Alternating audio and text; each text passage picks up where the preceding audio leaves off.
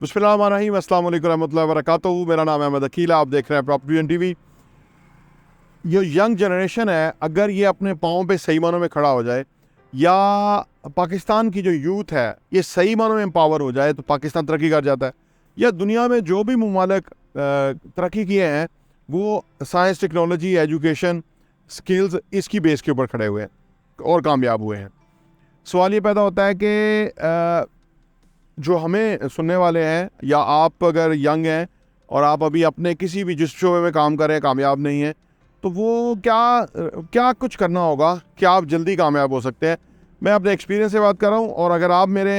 इन बातों के साथ एग्री करें तो प्लीज़ आप ज़रूर नीचे एग्रीड लिख दीजिए या कुछ लिख दीजिए, सो दैट कि जो सुनने वाले हैं वो इस बात को ज़्यादा पावरफुल फील करें कि भाई जो बात उन्होंने सुनी है या जो वीडियो उन्होंने देखी है उससे उनकी ज़िंदगी में एक इम्पैक्ट आने वाला है। आइए इस पे बात करते हैं।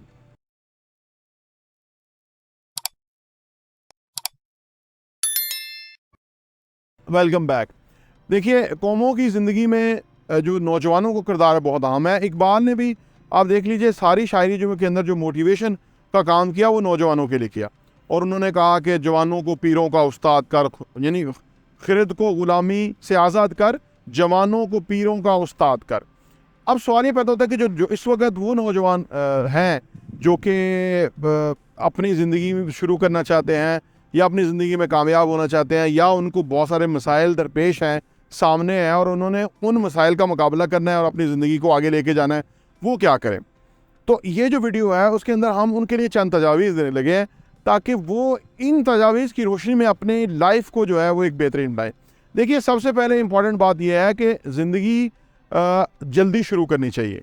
जैसे गोरे के यहाँ कॉन्सेप्ट आपने सुन रखा हो कि 18 साल की उम्र में वो अपने बेटे को ये कह देता है कि अब के बाद आपने घर में कंट्रीब्यूट करना है। हमारे माशरे के अंदर ये कोई अच्छा नहीं समझा जाता। वो ये कहते हैं वालिदैन कि भाई हम कमाते किस लिए, हमारे बच्चे हैं अच्छी तरह रहें, ज़िंदगी बसर करें, ये हम उनको क्यों किसी काम पे लगाएं, उनको काम करने की ज़रूरत ही क्या है, या उनको हम क्यों अभी झंझटों में डाल दें, अभी तो बहुत छोटे हैं। ये वो अल्फाज हैं जो नौजवानों के जहनों में हम खुद डालते हैं और उसके बाद जब 10 साल गुजरते हैं तो हम उन्हीं नौजवानों को कोसना शुरू करते हैं कि भाई आप कुछ करते नहीं हो, आप देखो फलाना कहाँ से कहाँ पहुँच गया, तुम कहाँ हो, तुम कुछ कर नहीं पाए, ज़िंदगी में पीछे रह गए हो। ये हमारा एक डायलेमा है, आप भी इसको ज़रूर सेकंड करेंगे, हमारी सोसाइटी का ये प्रॉब्लम है। लिहाजा हमें करना क्या होगा कि हमें आज के दौर के अंदर अगर कोई 18 साल का नौजवान होता था या 18 साल में उसको चीज़ों की समझ आती थी, तो आज जितनी information, knowledge, technology, social media, तो वो 16 साल की उम्र ही सारी बातें समझ आता है। तो लिहाजा 16 साल की उम्र में ही हमें उसको पढ़ाई के साथ साथ प्रैक्टिकल तौर पे कोशिश करनी चाहिए कि वो उस जो भी उसका रुझान है उस तरह वो कोशिश करे। याद रहे कि यहाँ पे ये एक्सपेक्ट नहीं किया जा रहा कि वो कमाएगा और हम खाएंगे। ये बिल्कुल उसके ऊपर पूरा बर्डन नहीं डालना घर का, वो वालिद की ही ज़िम्मेवारी है कि वो उसको पूरा करे, लेकिन उसको ओरिएंटेशन देना कि वो क्या काम कर सकता है, कैसे वो एक वैल्यूएबल इंसान बन सकता है, कैसे वो अपनी सलाहियतों को का इजहार कर सकता है और उन सलाहियतों की बेस के ऊपर वो कल आने वाले टाइम में कितनी तरक्की करेगा। क्योंकि आप भी जानते हैं अपनी ज़िंदगी के अंदर कि जो एक्सपीरियंस आपके गुजरे ना, आने वाली ज़िंदगी के अंदर वो पुराने जो पहले के एक्सपीरियंसेस थे उन्हीं को आपने रिविज़िट किया या अपग्रेड किया और आपने अपनी ज़िंदगी को मुख्तलिफ किया। ये एक सिंपल समझ आने वाली चीज़ है। तो लिहाजा बजाय कि 28 के अंदर हम उनको इस सूरत हाल में का शिकार हों वो, और 28 में जाके उन पर प्रेशर ज़्यादा हो, आमदनी कम हो और वो अपने आप की अपने अंदर ही वो जो है ना वो कॉन्फिडेंस लूज़ करते रहें, बेहतर है कि उनको 18 साल की उम्र में ही हम इस सिचुएशन में डालें कि भाई एजुकेशन के साथ साथ आपने काम करना है। कोई भी काम कर सकते हो, पसंद आपकी होगी, लेकिन आपने काम करना है, आपने अपने आप को एक प्रोडक्टिव इंसान बनाना है। मेरे नॉलेज के मुताबिक आज के दौर के अंदर जो लोग प्रैक्टिकल हैं या जो ज़िंदगी के अंदर जो अफेक्टिव होने की टेक्निक्स हैं वो लर्न कर लेते हैं, स्किल सीख लेते हैं, या वो उन्हें पता लग जाता है कि क्या चीज़ काम करती है, कैसे लोग तरक्की करते हैं, वो आने वाली ज़िंदगी में बहुत कामयाब होते हैं क्योंकि उनके सामने एक मॉडल, एक रोल मॉडल टाइप की चीज़ आ जाती है। जब आपके सामने रोल मॉडल होता है ना तो आपको उस तरह करने में ज़्यादा दिक्कत नहीं होती। लेकिन अगर आपके पास कुछ हो ही ना तो फिर क्या होगा, ज़्यादातर लोगों के जो वालिदैन हैं वो कोई छोटा मोटा मजदूरी या छोटी मोटी नौकरी करते हैं। अब वो छोटी मोटी मजदूरी और छोटी मोटी नौकरी करने वाला का जो बच्चा है, इनफैक्ट वो उसका जो इंटेलेक्ट है वो इतना बड़ा नहीं होता। उसकी वजह है कि उसका घर का जो पूरा एक सिनेरियो है ना, वो एक मुख्तसर सा होता है, जिसके अंदर खुशहाली नहीं होती, जिसके अंदर आसूदगी नहीं होती, जिसके अंदर कोई मोटिवेशन नहीं होती, जिसके अंदर कोई खूबसूरत लाइफ डिज़ाइन नहीं हो सकती। तो वो क्या होता है कि वो भी उसी सतह के ऊपर ही, जो उसका औलाद है वो भी उसी सतह के ऊपर रह जाती है। क्योंकि ये बड़ा मुश्किल होता है कि उसको जो वालिद है वो अपने जो उसका जो लेवल है या जो उसकी एक अपनी ज़हनी अप्रोच है उससे ऊपर उसको कैसे लेके जाए।